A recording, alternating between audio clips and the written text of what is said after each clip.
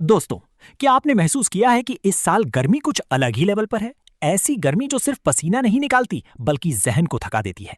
29 जून 2020 को जब इंडिया ने चाइनीज ऐप्स बैन किए थे, तब हमें लगा था कि जियोपॉलिटिक्स ही सबसे बड़ी न्यूज है।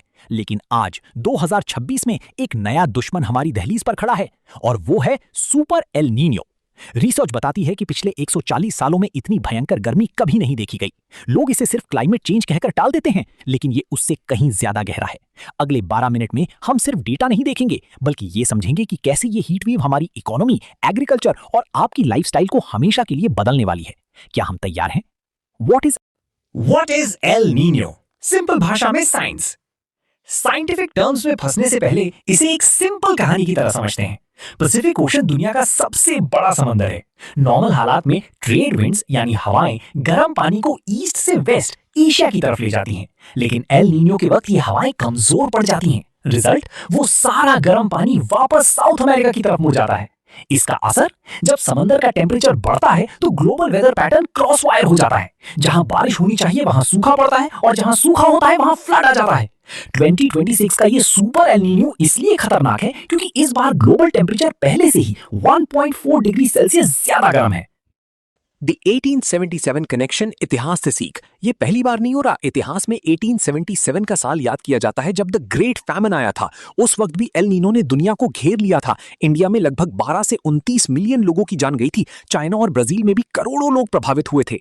आज 2026 में हमारे पास टेक्नोलॉजी है, लेकिन हमारी पॉपुलेशन और रिसोर्स डिमांड भी कई गुना बढ़ गई है। अगर हमने 1877 की गलतियों से नहीं सीखा, यानी वाटर मैनेजमेंट और फूड सिक्योरिटी पर ध्यान नहीं दिया, तो नतीजे फिर से वही हो सकते हैं। ये सिर्फ गर्मी का सवाल नहीं है, ये सर्वाइवल का सवाल है।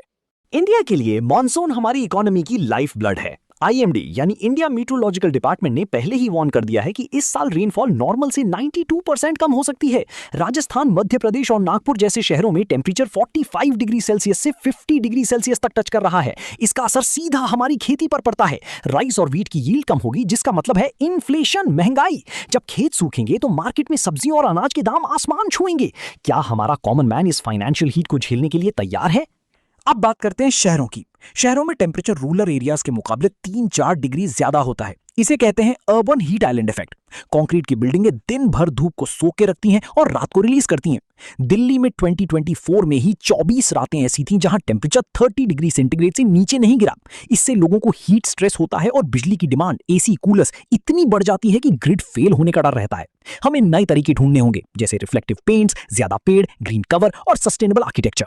The road map to 2030।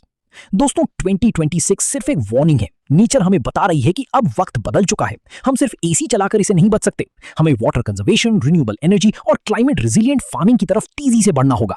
आपको क्या लगता है, क्या हमारी सरकार और हम सिटीजन मिलकर इस सुपर एल नीनियो का मुकाबला कर पाएंगे? कमेंट करके अपनी राय बताएं।